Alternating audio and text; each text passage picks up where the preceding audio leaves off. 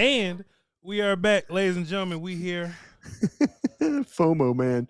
A FOMO, man. I just told Brian Bros I am having an incredible fear of missing out. Brian, I'm not gonna lie to you. As soon as I leave, the day that One-on-ones. I leave, Yeah. what? Yeah. And they run a lot of them with O line, D Yeah, they line, did. They wide did. receiver, and D. They run a series of them. I say, I'd Yeah. be damn, Brian Bros. It is what it Yeah. is. We here with another thrilling episode of the Doing All Right. I got some questions for Brian Bros, and it's gonna lead to larger discussion. But it is what it is. In case y'all didn't know, I'm drinking out of my signature Salt and Pepper Lounge That looks awesome. drinkware right now. They are on the site right How do I now. get me one of those? How do I get one of those? Well, Brian, we are taking pre-orders on the site. So if anybody wants one, they can No, go. that's what I want. I want to know how do I get it on the site? Yeah. They can go in my description right now on this video, and I could just send those links around. But Brian, I could just Great. give you a Salt and Pepper Lounge No, I'll whiskey buy glass. one, man. Man's trying to do business in life. I'll buy one. I ain't gonna ask for anything. Yeah. You doing trying to run a business, man. Again, tell me where I can go again. The link's on below. The What do we link got going? the link is below. The link is in my description, Brian, bro. So when you see That this is a video, damn good looking glass. yeah, man, got Salt and We were Pepper we were Lounge drinking on we the were front, drinking out of those last night at the Jerry party. and Those kind of then glass right there. then you Yeah. got the cool little silhouette Voch Lombardi logo on the back, There you Brian, bro. go. It's a nice little That's worth Brian, bro. that's worth the purchase right there. Hey man, appreciate you, man. I'll be sure to update shop Voch dot myshopify.com, but I'll send the link to you, Brian. I appreciate it. Please do. Please do.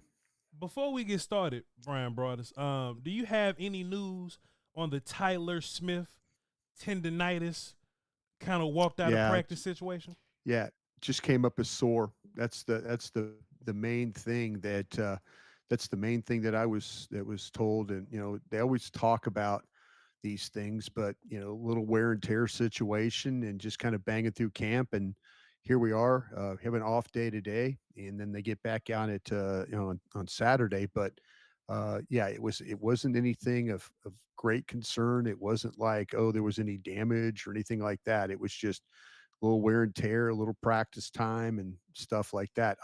I will say this though, um, there was some report we had talked to Revel's father Yeah, yeah. on our show yesterday, actually during two live mics, and I was told that through somebody who heard the conversation that the rehab stuff is going well. He says this guy was telling me, he goes, I wouldn't call every. His dad said something about a setback, and he said, my guy said, well, no, I wouldn't call this a setback. But he also projected that it was a 6 to 8 week potential to return, and also got the we don't know the timetable, Dad, kind of a thing. So there's a lot going on. There's a lot of news at this camp. I mean, with the whole thing with Micah, the whole thing with Diggs, some of the injuries. I mean, the camp's been good. Don't get me wrong. I mean, Shotty's doing everything in his power to try and make his football team tougher, and they're working through a lot of things. But yeah, there's just a lot of things that are not happening on the field. Maybe from the injury front, maybe from the contract front. Man, there is a lot of people that are just kind of mad at each other right now. I mean, there's a lot of people here that are mad at each other, and maybe that's what camp brings. But the thing with Ravel, I know Tommy Yarsh posted a picture or a video. That didn't look good. I ain't gonna lie. Yeah. That video didn't look good. Looked Didn't. like he went up for a ball, came down, he kind of wrenched his knee. It looked bad. Sure. We're gonna, but his dad and Ravel's dad was talking about it yesterday, and he was trying to kind of, we were like, oh well, look, we got a timetable, and then somebody in the organization heard it and goes, that's not factual. Mm, So, that's kind of how, we'll see. We'll see. But the whole thing with Diggs, mm, there's still a lot of gnashing of teeth, and a lot of going back and forth. Everybody's kind of talking about, oh, don't piss this guy off, don't piss that guy off. I think this is a two-way street. yeah, I think Diggs made the Cowboys mad. I think Cowboys made Diggs mad. yeah. Micah, I think Micah felt like that maybe that, there were some things with Micah that's a little bit of a two-way street too. and talking to some folks. I know that we were talking about number of years and things like that, and man, but there's a lot of digging in. There's a lot of digging in on both sides, and the more you really dive into this, the more you realize that this thing is going to be tough. This is a tough negotiations because of David Mulugeta and then also the front office. And somebody's eventually going to have to give in on this. And I don't know if we're going to have that anytime soon. We'll see.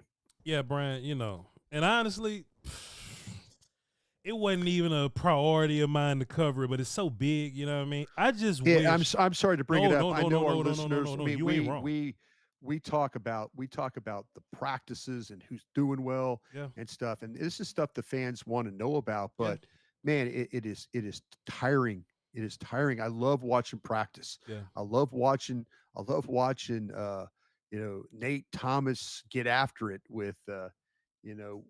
Get after it with Marshawn Nealon, and I Sure. love that. And I love seeing Jadon Blue catch a screen pass and show. And I love Dak Prescott, and all of a sudden he's finding Carl Pickens, in the back of the end zone, and that's this other part of it is. I'm not gonna lie, Voch, It's it's effing exhausting. tiring. It's It's exhausting. tiring. Mhm. It's tiring, and you really do try and understand both sides. You really do. I'm trying to understand Micah's side, Mhm. trying to understand Jerry and Steven's side. I'm trying to understand what's going on with Diggs. And why does the organization say, well, if he was here, he would be ready, and then why is Diggs like, no, I want to work with my own guys, and it's all tiring. It's just the things that are cool. Like I told you earlier, and I repeat myself way too much. The practices are cool. The practices are cool Yeah. because you actually learn something, and everybody misses you out here at practice. But man, that's what I live for. I live for when the horn blows and they line up and they play football. It was the The best. rest of this, the Mhm. rest of this stuff, they could take it and do something else. But our listeners deserve. Sure. Our listeners deserve to hear what I know and who I run into, and if an injury is not what it is, or if this needs to be done, I'm going to say it because that's what you and I do. That's the way our channel works. The part that sucks the most is by the time we get to week one, all this shit's just gonna be done. And God, this I was hope and so. this was all really just a waste of time, bro. That's honestly how I I hope feel. so. I The, hope the so. same thing happened with the quarterback, with the running back, Zeke and them, same kind of thing. It's always the same, it's a cycle, Brian, bro. It's a cycle, but it is what it is. Man, but I got some camp talk for you, Brian. Bro. I got some camp, got some chance to see some. Hopefully, have some answers for you. Damn better shit. We just saw some 1-on-ones, Brian, bro. I was Oh yeah, jealous. yeah, I was yeah, jealous, boy. I saw some 1-on-one. Brian, let me yeah, just ask you this, man. Shouts out to my guy, Will Skywalker Steele. yeah, Me and him come together and talk about camp, and we talk about loud camps, and we talk about quiet camps, Brian Brothers. yeah. I just want to kind of put two players next to each other, Okay, and I just kind of want you to comment on who's having the louder camp. okay. If the camp is much louder, if the volume of the camp is much closer, just some detailed conversation about two guys. Donovan Ezeraku and Sam Williams. What's the difference in their volume of loudness in camp, Brian Brothers? A heavy metal band performing, and then a folk singer Mm, performing right now, mm, and that's just the volume of Sam is coming off the knee, and I don't think I was fair to Sam. mm. I think I wanted Sam to be Sam Williams of old, and it's going to take a little time. Yeah. He is at times been really good. I've noticed him more actually playing the run than I have noticed him playing, as a pass rusher. Mm. Where I've noticed as a Raku is he is a he's a pass rusher. Oh, yeah. But Sam, I'm not completely being fair to Sam because I felt like that Sam was just going to magically show up after being gone for the entire year and be that guy and I know it's just my observation. Nothing wrong with Sam. I mean, me expectations for Sam were pretty high. And that's not fair. It's not fair. But he is working his way back. It's just his to give you guys an understanding what you and Will talk about. The loud hard rock guy is Ezraku. Yeah. The folk singer is Sam Williams right now. And I mean that in no disrespect. It's just been that kind of a camp. Kyer Elam and Keemon Hall. What's the comparisons in their loudness of camp, Brian Bross? Where you really notice Hall is the fact that he plays in the slot. Mm. And it kind of stops there. Elam is you notice him playing Pickens or playing Lamb Mm. and coming up with an interception, whether that's a Lamb misread of coverage Yeah. or a Dak Prescott misread of route. 3 interceptions in 8 practices for Elam. Not by accident. Yeah. Hall, hey, Voch, he's playing the slot. About it. Sure. I know the answer to this, but I just kind of want to. I think this is a much closer one, Brian, but I want to see where you at with it. Solomon Thomas Mm, and Perion Winfrey. What's the that's loudness with those two guys next to each other, Brian? man. It is. Then we're gonna talk after. They're standing on the same stage playing the same song. Mm. You know what I'm saying? Yep. They're the hard rock band, and they're both playing the same song. One's playing lead guitar and the other's playing the bass, but they're in the same band. Mm. And when you talk about loudness, I think the thing with Solomon Thomas that's been really encouraging is the fact of how disruptive he is playing the run. He is not a stand in there and go toe to toe with you guy, but he will give Smith and he will give Booker and BB fits Keys and because when quickness. Yeah. he reads things extremely fast. When he sees, he'll read your stance. When head goes away, knee goes away, he attacks gap. He is not going to wait around for you to block him. BB had that situation happen to him the other day. It was Solly was in the one. Solly knew that was probably going to get a block back from BB. He went up the field and BB didn't have a chance. Tackle for loss. I think the thing with Winfrey is that we saw him at Oklahoma. We saw him playing zero technique. We saw him playing with length. We saw him playing with some snap, with some power. And then he kind of like, where's that all going to fit in? But is he a big enough guy? Is he a big enough guy to do all that? Question is, or not the question, the answer is yes. Yeah. He is disruptive. He tends to play a little tall. When he plays a little tall, he gets himself in some trouble. But when he attacks and gets his hands inside first, he is going to control the blocker and then he's going to get to the football. There's going to be inside pressure from him. He looks like a really good nickel player right now. And I mean, a nickel player is like when we're going to sit there and rush the passer, but I wouldn't discount him playing the run. But these two, they're playing on the same stage and they're playing the same song and it's loud. I totally agree, Brian. And I'm gonna just stop and talk about them for a second because shouts out to all of our media friends, right? Like they're doing a really good Oh, job yeah. covering this They're thing. doing a great job. Like they're Yeah, covering this thing from a lot of angles. they sure But are. there are some small corners of this thing that I think need a little more attention. And that's what I'm here for, Brian. Right. I think we just can't look at Solomon Thomas like he's backing up Osa. I We if you yeah, yeah, let me real quick. please, And I know back to what you're about to do, and I'll let you do it. please. Those two have been more noticeable than Osa. Mm-hmm. And I mean that in all respect to Osa. I don't mean that he's a bum and he's falling off the waist and it was a waste of money and all that. He's doing his job. Yep. The thing about it is those other two are showing up more than what Osa is right now. Please, folks, don't take this the wrong way. Avachinary, we're trying to just help you and educate you the best we can. What we're seeing, it's not a slam, not a slam at these guys. You just notice the other two a little bit more in the practices. That's me. Solomon needs to be talked about in a serious fashion, right? There's yes, sir. Yes, sir. I don't think he's just some rotational player. I think he's in there. No, sir. I think he's making loud plays. Yeah, I think it's to a point to where the offensive line is like learning something from him.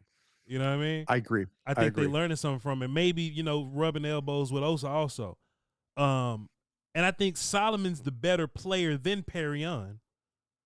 But I think Perrion's going to be a part of this thing. Winfrey. I think Perrion Winfrey's going to be a part of this thing, Brian. I think the Cowboys done got them another USFL, XFL. I forgot the league name, Brian. Spring football leaguer. Yeah. The United States Yeah. of Alternate Football League, whatever their name Yeah. is. I Yeah. think the Cowboys have got another one, Brian Bros. And this is, look, Perrion Winfrey's not Quentin Williams. Let me just be fair here. But just a guy, like the Cowboys have a roster constructed already. Yeah. And when you cut Justin Rogers and you add Perrion to it, you would assume that the alternate spring football league guy would be the last guy on the list because he was added last. He's passed some characters that was on your roster already. Yeah. Brian, I think he makes the team. Yeah. And however many D linemen altogether that they carry, I'm assuming like 10 or 11. Yeah. I think Perrion going to be in there, Brian Bros. I think he's in that equation. It's one of the 4 defensive tackles Sure. in my book. And you start to talk about the best 8 players you've seen in camp. He's in that list. He's in that list. If you just go through, Brian Broaddus is going back to Dallas, Texas on Saturday. This is my last day in camp. But if you asked me to list my 8 guys, he would be in the mix of the 8 guys that has been noticeable as we work through these camps or these practices, excuse me. Quickly, Brian, Donovan Ezeraku been a little louder than Dante Fowler too, right? You would say? Yeah, he has. And, you kind of expected a little bit more from Fowler.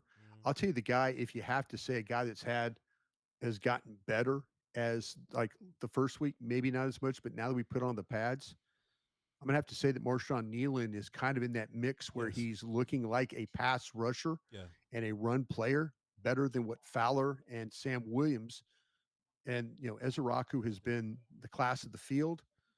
But Marshawn Nealon, was a guy that you're kind of feeling like, wow, if he could just learn how to be a pass rusher because he plays the run well enough, if he could just develop that pass rush skill, and he is learning, and there's a different element to his game right now. You're right about that.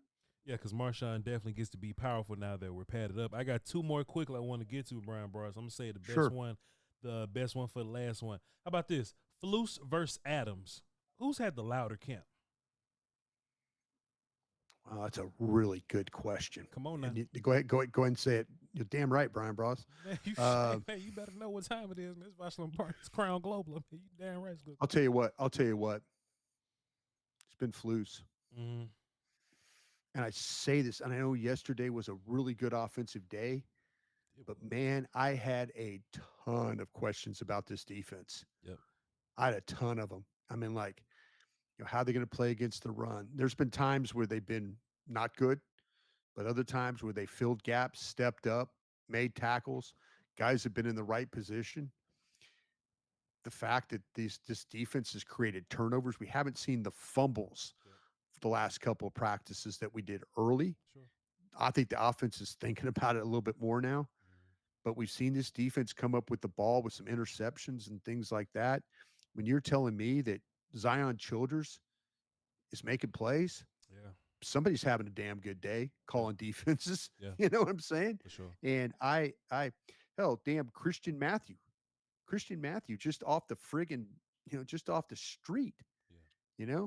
Guy was at the Ravens IR the whole year. Guys made 2 defensive plays in the practice yesterday. We had one yesterday and the one the day before. Yeah. I'm going, who's this 37? Well, damn, it's a Christian Matthew. Oh, okay. Matt Eberflus has figured some things out. He's trying his best to work without Micah Parsons. Yeah. He really, really, really is. And he's coming up with some ideas. I mean, he's, to put it this way too, he hasn't had Diggs, Parsons, Diggs, Parsons. He hadn't had Kenneth Murray.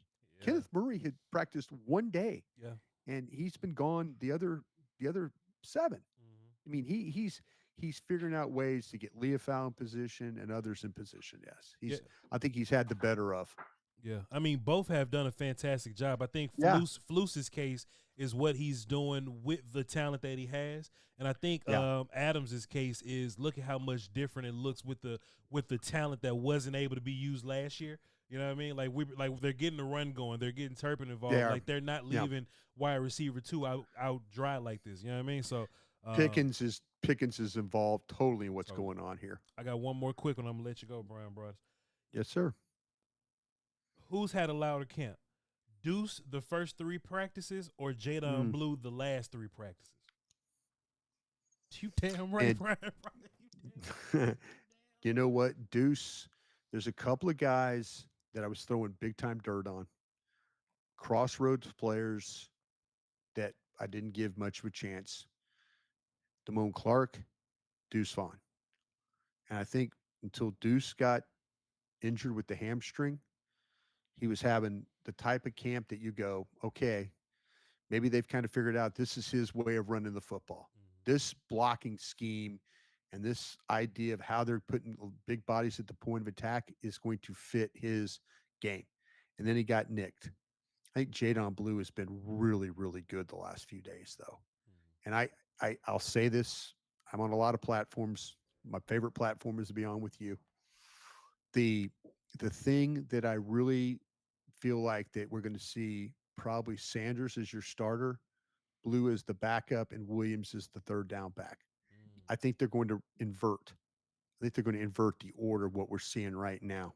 But to answer your question, man, nothing but praise for Deuce Vaughn the first few practices until he got nicked up, but nothing for praise for Blue and and what he's been able to accomplish with Sanders being down yesterday. He got a lot of work. Phil Moffitt got a lot of work too, and so that both of those were seeing Phil Moffitt run the ball was encouraging to me, just because he hadn't been getting a whole lot, but Yeah. he got some opportunities. But Blue took advantage of the opportunities he needed yesterday.